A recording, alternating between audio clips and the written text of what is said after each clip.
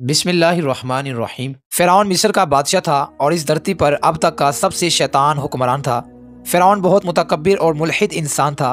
فرعون نے کئی سال تک مصر کے لوگوں پر حکمرانی کی۔ اپنے ظلم و ستم کی وجہ سے وہ انتہائی ظالم اور جابر حکمران تصور کیا جاتا تھا۔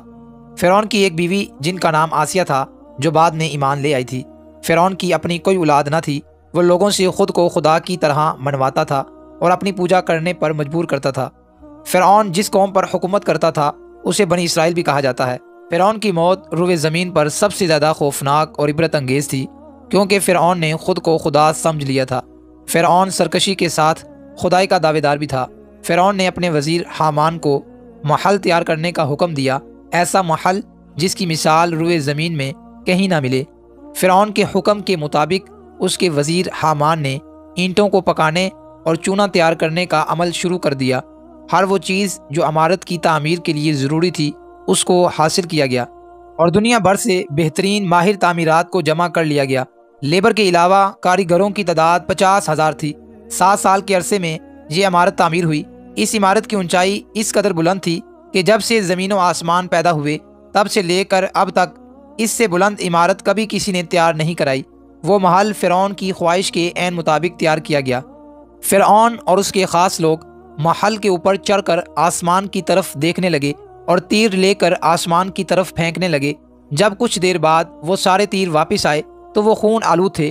فرعون اور اس کے حواریوں نے یہ کہنا شروع کر دیا کہ ہم نے موسیٰ کے خدا کو نعوذ باللہ قتل کر دیا۔ اسی وقت اللہ رب العزت نے حضرت جبرائیل علیہ السلام کو حکم دیا کہ فرعون کے محل کو تباہ کر دو۔ حضرت جبرائیل علیہ السلام نے اپنا پر مارا تو محل 3 ٹکڑوں میں تقسیم ہو گیا۔ ایک ٹکڑا سمندر میں جا گرا، ایک ٹکڑا بحارت میں، جبکہ محل کا تیسرا ٹکڑا مغرب کی طرف جا گرا۔ ایک اور تحقیق کے مطابق بتایا جاتا ہے کہ فرعون کے محل کا ایک ٹکڑا اس کے اپنے حواریوں کے اوپر گرا، جس سے تقریباً 10,000 فرعونی لشکر ہلاک ہو گیا۔ جتنے بھی لوگ محل کی تعمیر میں شامل تھے وہ تمام افراد کسی نہ کسی مہلک بیماری کی وجہ سے ہلاک ہو گئے تھے۔ آج سے 3,000 سال قبل جب مصر میں فرعون نے بنی اسرائیل پر ظلم و ستم کیے اور انہیں اپنا غلام بنا لیا، تب حضرت موسیٰ علیہ السلام کو اللہ رب العزت نے حکم دیا کہ اب وقت آ گیا ہے کہ تم بنی اسرائیل کو مصر سے نکال کر باپ دادا کی سرزمین کی طرف لے جاؤ۔ اللہ تعالیٰ کے حکم کے مطابق حضرت موسیٰ علیہ نبینا و علیہ الصلاۃ والسلام اور ان کے بھائی حضرت ہارون علیہ السلام ہزاروں بنی اسرائیلیوں کو لے کر راتوں رات مصر سے نکلے اور بحر احمر کے شمالی طرف پہنچ گئے۔ فرعون کو جب یہ خبر ملی تو وہ اپنا بھاری لشکر لے کر ان کے پیچھے نکلا۔ اللہ تعالیٰ نے موسیٰ علیہ السلام کو حکم دیا، فَأَوْحَيْنَا إِلَى مُوسَىٰ أَنِ اضْرِب بِّعَصَاكَ الْبَحْرَ فَانْفَلَقَ فَكَانَ كُلُّ فِرْقٍ كَالطَّوْدِ الْعَظِيمِ۔ چنانچہ ہم نے موسیٰ کے پاس وحی بھیجی کہ اپنی لاٹھی سمندر پر مارو، بس پھر سمندر پھٹ گیا اور ہر حصہ ایک بڑے پہاڑ کی طرح کھڑا ہو گیا۔ سمندر میں ایک خشک راستہ نکل آیا اور بنی اسرائیل اس پر چلتے ہوئے دوسری طرف بچ نکلے۔ فرعون کا لشکر بھی یہ دیکھ کر ان کے پیچھے چلنے لگا، مگر جیسے ہی تمام لشکر دریا کے درمیان پہنچا، اللہ تعالیٰ کے حکم سے دریا کا پانی آپس میں مل گیا اور تمام لشکر غرق ہو گیا سوائے فرعون کی لاش کے۔ جب فرعون غرق ہونے لگا اور اس کو عذاب کے فرشتے سامنے نظر آنے لگے تو کہنے لگا، میں اسی ایک وحدہ لا شریک لہ پہ ایمان لاتا ہوں۔ مگر اللہ تعالیٰ کی طرف سے جواب دیا گیا کہ اب ایمان لاتا ہے، حالانکہ تو پہلے نافرمانی کرتا رہا اور مفسد بنا رہا، تو آج ہم تیرے بدن کو دریا سے نکال لیں گے تاکہ تو پچھلوں کے لیے عبرت ہو، اور بہت سے لوگ ہماری نشانیوں سے بے خبر ہیں۔ قرآن نے کہہ دیا کہ فرعون کی لاش عبرت کا نشانہ بن کر رہ جائے گی۔ قرآن کی تعلیم صحیح ثابت ہوئی۔ فرعون کی یہ لاش 1881 کو بحر احمر سے ملی اور آج مصر کے عجائب خانہ میں محفوظ ہے۔ فرعون نے خدا ہونے کا دعویٰ کیا اور اللہ تعالیٰ نے اسے غرق کر کے اس کی لاش کو نشان عبرت بنا دیا۔ فرعونیوں پر آنے والے اللہ رب العزت کے 5 دردناک عذاب۔ معزز خواتین و حضرات، جو قومیں اللہ رب العزت کے احکام اور فرامین پر عمل نہیں کرتی، اللہ رب العزت ان پر سخت عذاب فرماتا ہے۔ فرعونیوں پر آنے والا پہلا عذاب طوفان کا عذاب تھا۔ اچانک ایک بڑا بادل آیا اور ہر طرف اندھیرا چھا گیا، پھر زوردار بارش ہوئی اور طوفان آ گیا۔ فرعونیوں کے گھروں میں پانی بھر گیا اور وہ پانی ان کی گردنوں تک آ گیا۔ پانی اس قدر تھا کہ جو بھی اس میں بیٹھتا ہلاک ہو جاتا، یہاں تک کہ ان کی کھیت اور باغات بھی پانی سے تباہ ہو گئے، یعنی وہ 7 دن تک عذاب میں گرفتار رہے۔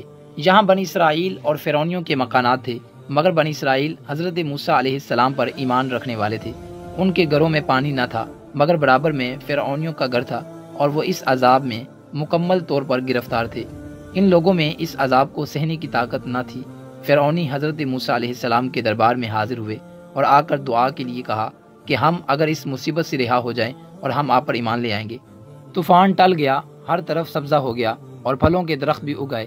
فرعونی یہ سب دیکھ کر کہنے لگے، یہ بارش ہمارے لیے فائدہ مند ثابت ہوئی ہے۔ انہوں نے اپنے وعدے کو توڑ ڈالا اور ایمان نہ لائے، پھر سرکشی کی اور بنی اسرائیل پر ظلم کرنے شروع کر دیے۔ ابھی ایک مہینہ بھی گزرا نہ تھا کہ اللہ رب العزت نے ان پر دوسرا عذاب نازل فرما دیا۔ دوسرا عذاب اللہ رب العزت نے ٹڈیوں کی شکل میں بھیج دیا۔ اب ٹڈیاں گروہ در گروہ آئیں اور باغات کو کھانے کے بعد مکانات کی لکڑیوں کو بھی کھا گئی۔ فرعونیوں کے گھر ٹڈیوں سے بھر گئے اور ان کا سانس لینا بھی دشوار ہو گیا۔ بنی اسرائیل کے مومنین اس مشکل میں ہرگز گرفتار نہ ہوئے، ان کے باغات بھی ہرے بھرے تھے۔ ایک ہفتہ ایسے ہی گزر گیا۔ اب فرعونیوں کو بڑی عبرت ہوئی، وہ پھر حضرت موسیٰ علیہ السلام کی بارگاہ میں حاضر ہوئے، آہوزاری کی کہ وہ بنی اسرائیل کو تنگ نہ کریں گے اور ایمان بھی لے آئیں گے۔ حضرت موسیٰ علیہ السلام کے دل میں نرمی آ گئی اور انہوں نے دعا فرما دی۔ ان ٹڈیوں کے بعد پھر وہ چین سے رہنے لگے اور دوسری دفعہ بھی سرکشی اور نافرمانی شروع کر دی۔ فرعونیوں پر آنے والا تیسرا عذاب۔ ناظرین اکرام، تیسرا عذاب یہ تھا کہ تمام اناجوں اور غلوں کو گن لگ گیا، جو تمام غلوں اور پھلوں کو کھا گیا۔ بعض مفسرین نے فرمایا کہ یہ چھوٹا سا کیڑا تھا جو تیار فصلوں کو نگل گیا، ان کے کپڑوں میں گھس گیا، ان کی داڑھی، مونچھوں، پلکوں کو چاٹ چاٹ کر یہاں تک کہ چہروں کو کاٹ کر چچک زدہ بنا دیا۔ یہ کیڑے ان کے برتنوں میں گھس گئے، یہ لوگ نہ کھا سکتے تھے نہ پی سکتے تھے۔ زندگی گزارنا نہایت ہی دشوار ہو گیا۔ ایک ہفتہ تکلیف میں گزارا اور بلبلا اٹھے۔ حضرت موسیٰ علیہ السلام کی بارگاہ میں حاضر ہوئے، دعا کی، درخواست کی۔ ان لوگوں کی بے قراری اور آہوزاری کو دیکھ کر حضرت موسیٰ علیہ السلام نے اپنے دونوں ہاتھ بارگاہ خداوندی میں اٹھا دیے اور پھر عافیت کی دعا فرمائی، لہٰذا عذاب رفع دفع ہو گیا۔ لیکن فرعونیوں کے دل اس قدر سخت تھے کہ انہوں نے یہ وعدہ دوبارہ توڑ ڈالا، پھر وہ بنی اسرائیل پر ظلم کرنے لگے۔ یہ ایک اس قدر عجیب و غریب قوم تھی کہ ابھی ایک مہینہ بھی نہ گزرا تو دوبارہ عذاب میں گرفتار ہو گئی۔ ناظرین اکرام، فرعونیوں پر آنے والا چوتھا عذاب، یہ عذاب مینڈک کا عذاب تھا۔ ان کی بستیوں اور گھروں میں مینڈک آ گئے۔ اس قدر ان کی تعداد تھی کہ جو آدمی جہاں بیٹھتا ان کی مجالس میں ہزاروں مینڈک گھس جاتے۔ کوئی آدمی بات کرنے کے لیے منہ کھولتا تو ان کے منہ میں گھس جاتے تھے، ہانڈیوں میں، یہاں تک کہ ان کے جسموں پر سینکڑوں مینڈک سوار رہتے۔ ان کی تعداد اتنی تھی کہ ہر طرف مینڈک ہی مینڈک تھے۔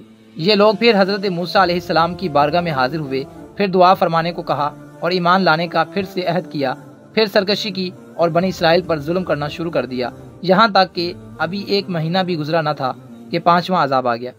یہ عذاب خون کا عذاب تھا، ہر قسم کے پانی میں خون ہی خون تھا۔ انہوں نے یہ سوچا کہ یہ معاذ اللہ حضرت موسیٰ علیہ السلام کی نظر بندی اور جادوگری ہے۔ یہ سن کر فرعونیوں نے یہ کہا کہ یہ کیسی نظر بندی ہے؟ کھانے پینے کے برتن خون سے بھرے پڑے تھے۔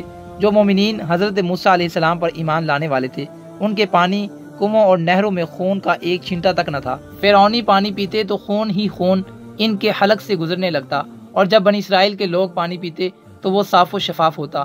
انہوں نے کہا کہ بنی اسرائیل جہاں سے پانی پیتے ہیں ہم بھی وہاں سے پانی پیئیں گے۔